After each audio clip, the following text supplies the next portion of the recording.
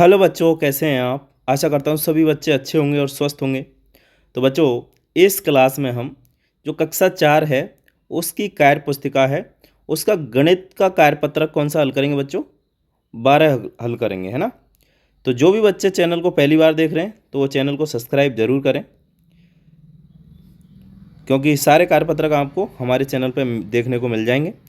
तो बिना किसी देरी के बच्चों शुरू करते हैं। क्वेश्चन नंबर 1 है, बार बार घटाने की विधि से हल करना है हमें। चलिए, तो ये तो हमें हल करके दिया है। देखें ज़रा, 20 अभ्यास पुस्तिकाएँ हैं, ठीक है। इसने चार चार घटाई हैं, तो एक बार, दो बार, तीन बार, चार बार और ये 5 बार। घटाने पर क्या आ जाएगा? 0 आ जाएगा, ठीक है। तो प्रत्येक विद्यार्थी को कितनी कितनी अभ्यास पुस्तिकाएँ मिलेंगी? जब 0 प्राप्त हो जाए तो वहाँ पर हम देख लेंगे। चलिए, अब यहाँ पर देखें, 40 सेबों को 5 लोगों में बराबर बांटना है और प्रत्येक व्यक्ति को कितने सेब मिलेंगे। तो यहाँ हम देखें, जैसे लास्ट में हमारा यहाँ पर जो आएगा वही उत्तर होगा, उतने उतने ही सेब मिलेंगे। तो 3 बार में हम देखें तो यहाँ पर हमारे कितनी बचे? 30 बचे, है ना। तो 30 में से जब हम कितने घटाएंगे? 5 घटा देंगे, ठीक है। तो कितने बच जाएंगे? यहाँ 25 बच जाएंगे, ठीक है। 3 बार हो गया। अब यहाँ पर 25 आ जाएगा और 25 में से जब हम 5 घटा देंगे बच्चों तो यहाँ 20 बच जाएगा। तो यहाँ आ जाएगा 4। यहाँ कितना आ जाएगा? 4 लिख देंगे, 4 बार आ जाएगा, है ना, 4।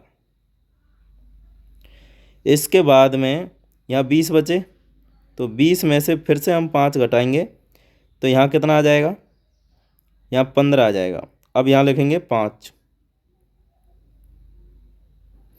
5 के बाद में यहाँ 15 बच गए और 15 से फिर से हमने 5 माइनस कर दिए तो यहाँ 10 बच जाएंगे। तो यहाँ लिख देंगे 6। इसके बाद में यहाँ 10 बच गए और 10 में से फिर से हमने 5 माइनस किए तो यहाँ 5 बच जाएंगे। तो यहाँ लिख देंगे 7।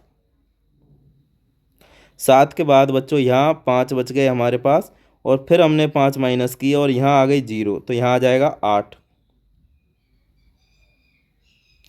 यहाँ 8 लिख दिया। अब वो ये कह रहा है कि बराबर बांटने में प्रत्येक व्यक्ति को कितने सेब मिलेंगे। तो सेब कितने मिलेंगे? यहाँ पर कितना है? 8। तो यहाँ लिखेंगे प्रत्येक विद्यार्थी को 8 सेब, कितने बच्चों? 8 सेब मिलेंगे।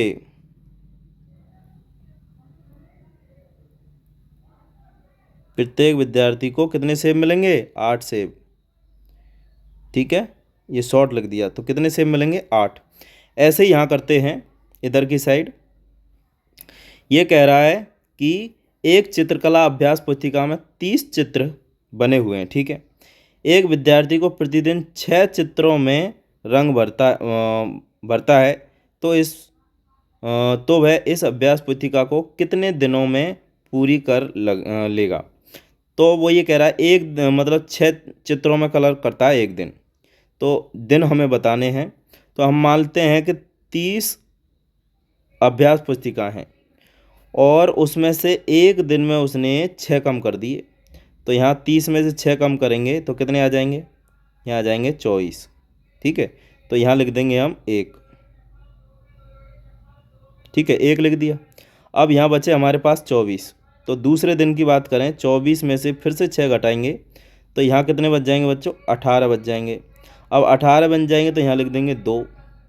इसके बाद में यहाँ 18 बच गए हमारे पास। फिर हमें 18 से फिर से 6 कम करने हैं तो यहाँ बच जाएंगे हमारे पास 12 और यहाँ लिख देंगे हम 3, ठीक है।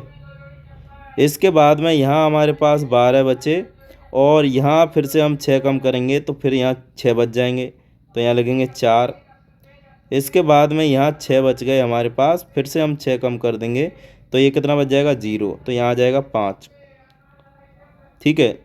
अब वो ये कह रहा है तो इस अभ्यास पुस्तिका को कितने दिनों में पूरी कर लेगा। तो हम लिखेंगे अतः 5 दिनों में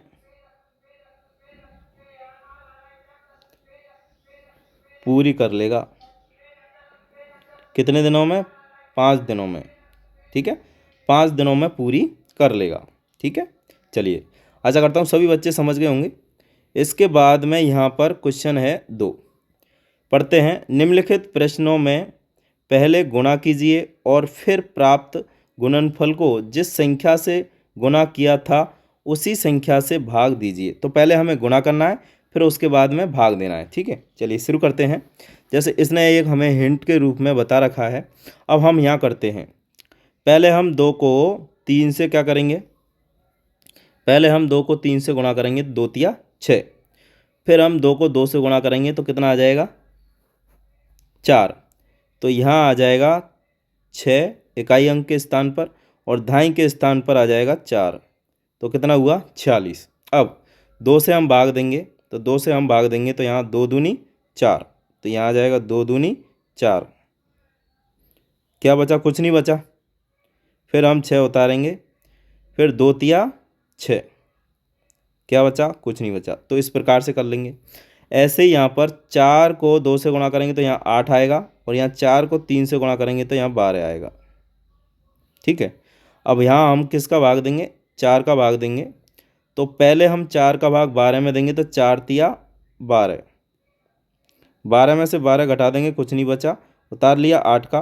फिर हम 4 का भाग किस में देंगे बच्चों, 8 में देंगे, तो 4 दूनी 8, क्या बच जाएगा, कुछ नहीं बचेगा। ऐसे ही इधर करते हैं, 3 का गुणा 3 से करेंगे तो 9 आ जाएगा और 3 का गुणा 4 से करेंगे तो यहाँ 12 आएगा फिर से। ठीक है, अब यहाँ 3 का भाग देना है हमें, तो 3 का भाग 12 में 4 बार चला जाएगा। ठीक है, 12 में से 12 घटाएंगे तो कुछ नहीं बचेगा। इसके बाद में 9 यहाँ उतार लेंगे, अब ये 9 हो गया। 3 का भाग हम 9 में देंगे तो 3 बार जाएगा और यहाँ आ जाएगा 9। आप देख रहे होंगे कि जो भागफल आ रहा है वो जो हमने संख्या गुणा की थी वही आ रही है। इसका मतलब सही है बिल्कुल हमारा। यहाँ 32 आ रहा है तो यहाँ पे भी 32 है, यहाँ 43 आ रहा है तो यहाँ पे भी 43 प्राप्त हो गया। तो मतलब हमने जो भाग किया वो बिल्कुल सही किया है बिल्कुल। 2 को 4 से गुणा करेंगे तो 8 और 2 को फिर से 4 से गुणा करेंगे तो 8। यहाँ पर हम 2 को ही भाग देंगे तो 2 चौका 8, क्या बचा, कुछ नहीं, उतार लिया 8 का, 2 चौका 8। तो ये हमने क्या किया, पहले हमने गुणा किया और फिर भाग दिया। सभी बच्चे समझ गए होंगे। ठीक है, अब देखते हैं क्वेश्चन नंबर 3। कह रहा है रिक्त स्थानों की पूर्ति कीजिए। 25 में जब हम 5 का भाग देंगे तो बच्चों कितनी बार जाएगा, 5 बार जाएगा। ठीक है, यहाँ पर देखिए 12 में किसका भाग दें कि उत्तर कितना प्राप्त हो, 4 प्राप्त हो। ठीक है, तो यहाँ पर हम भाग देंगे 3 का, 3 चौके 12। ठीक है, तो यहाँ पर 3 आ जाएगा। इसके बाद में यहाँ पर उत्तर 3 प्राप्त हो रहा है, इसका उल्टा है, तो यहाँ अगर हम 4 का भाग दे देंगे तो 3 बार चला जाएगा। ठीक है, ऐसे यहाँ देखिए, यहाँ पर इसको इससे गुणा करा देंगे तो उत्तर कितना आ जाएगा, 24। ठीक है, चलिए 24 में अगर हम 4 का भाग दे देंगे तो कितना आ जाएगा, 6 आ जाएगा। अब यहाँ हल करना है हमें, ये भाग दिया है तो देखिए यहाँ 35 है, तो 7 का भाग हम 35 में देंगे तो 35 में चला जाएगा, 7 पंजे 35, क्या बच जाएगा, कुछ नहीं बचेगा। उत्तर क्या आया, 5। ऐसे ही इधर 4 का भाग 32 में देंगे तो 4 8 32, क्या बचा, कुछ नहीं बचा। ऐसे ही इधर 9 8 72, क्या बचा, कुछ नहीं बचा। इधर पहले 3 का भाग 3 में देंगे तो 1 बार जाएगा, क्या बचा, 0, उतार लिया 9 का। फिर 3 का भाग 9 में देंगे, 3 ताई 9, क्या बचा, 0। तो इस प्रकार से इसको हल कर लेंगे। अब क्वेश्चन नंबर है 5 बच्चों। यदि 5 पेनों का मूल्य 40 रुपये है तो एक पेन का मूल्य कितना होगा, भाग देना पड़ेगा।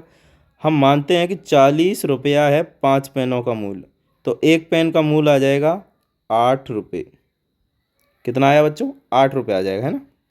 क्वेश्चन नंबर 6 है, एक कक्षा में 24 विद्यार्थी हैं, एक बेंच पर 4 विद्यार्थी बैठ सकते हैं, तो सभी विद्यार्थियों के लिए कितनी बेंचों की आवश्यकता होगी। अब ध्यान से, एक कक्षा में कितने विद्यार्थी हैं, 24 विद्यार्थी हैं और एक बेंच पर कितने विद्यार्थी बैठ सकते हैं, 4। ठीक है, ध्यान दें इसको, अच्छा सवाल है।